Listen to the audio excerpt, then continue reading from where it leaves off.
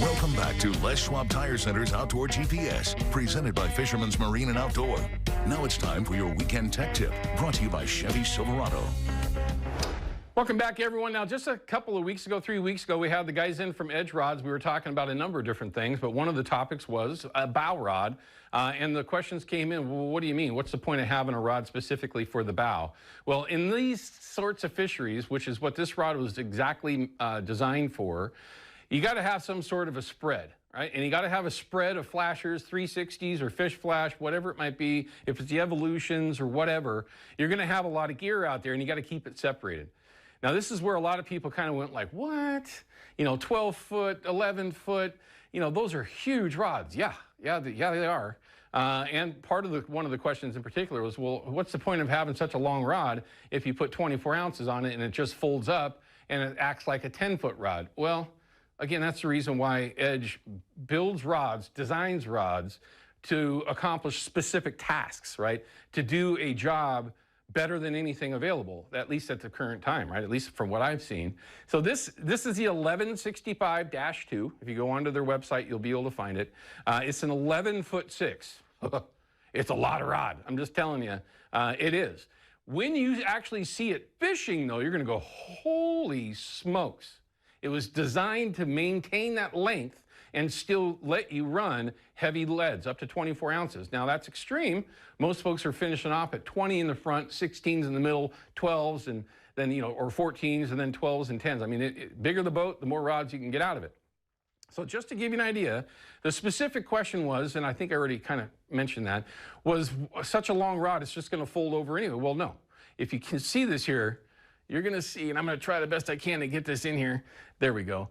You can see that rod, there's 1, 2, 3, 4, 5, 6, 7 eyes all the way up at the tip that are bending, and it does not bend past that.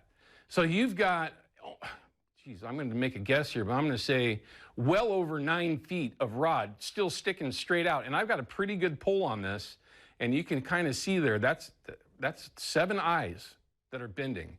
And then that bend gets stiff right there. That's where that parabolic bend starts. Well over 3/4 of the way up there. And I've got good tension. I'm pulling on it.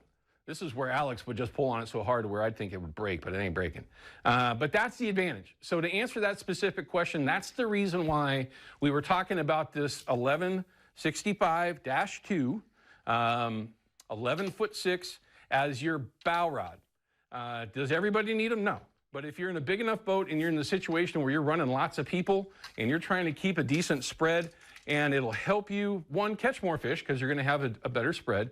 But when you get bit around the boat, behind it, meaning more towards the back of the boat, you're keeping that thing out of the way. A lot of times you can leave those bow rods so spread apart that you don't even need to reel them in when you're fighting the fish, and just keep fishing, hoping that you may get a second bite, because that does happen, but only if you have those other rods out there. So there you go. Hopefully that answers the question. Now, another question came up specifically about breakaways.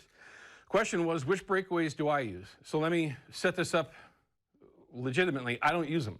I am not a fan of breakaways. Doesn't matter who makes them or how they actually work. The only one that I've ever, I guess, would say that I spent a lot of time with for a number of reasons was this particular breakaway. Now, all of that being said, breakaways are extremely popular for a reason.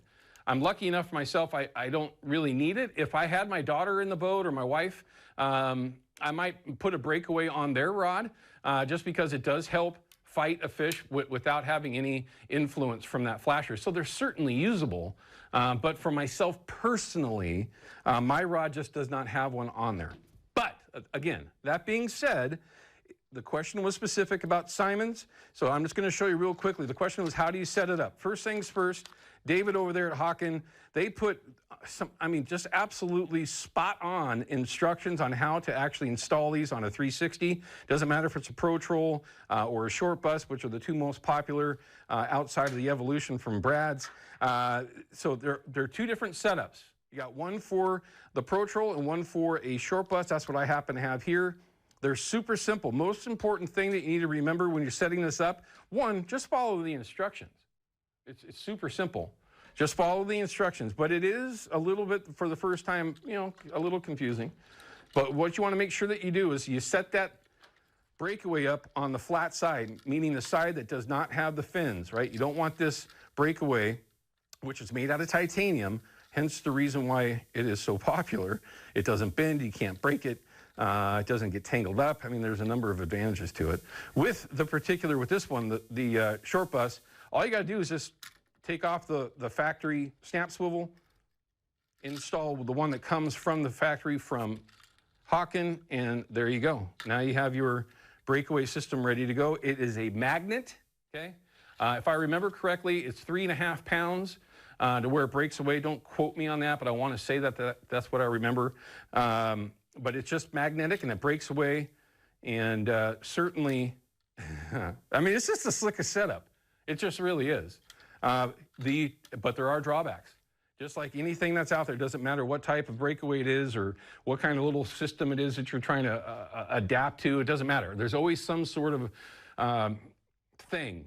The only thing with this breakaway is that in the water columns, doesn't matter where it is. If you're in the salt water, not so much in the salt water, but certainly a concern. But in fresh water, for sure, there's metal particles that are in the river itself, in the water column, right? It'll build up on that magnet. With this breakaway system from Simon, it's super simple to maintain, but it is something that you have to keep in mind. When it does build up with a bunch of that metal fleck that gets on there, just a paper towel or your shirt, not just your finger, because it just kind of pushes it around, but a paper towel or a shirt, just wipe that right off, it all comes off, you're good to go. If you don't do that, it'll, over time, get in between those two magnets and it'll separate too easy, right? That's where the issue is. It's really not a big issue, but it is something to consider. So that's how you set it up. It's on the package, super simple to do. Just make sure you follow those instructions and you keep that breakaway on the flat side of your 360. All right, we're gonna cut to a break. I've got Joel from Troutdale. I'm gonna try to get to his call as much as I can, but we do have a couple of Facebook questions here that we need to get to, and the deal of the week coming up.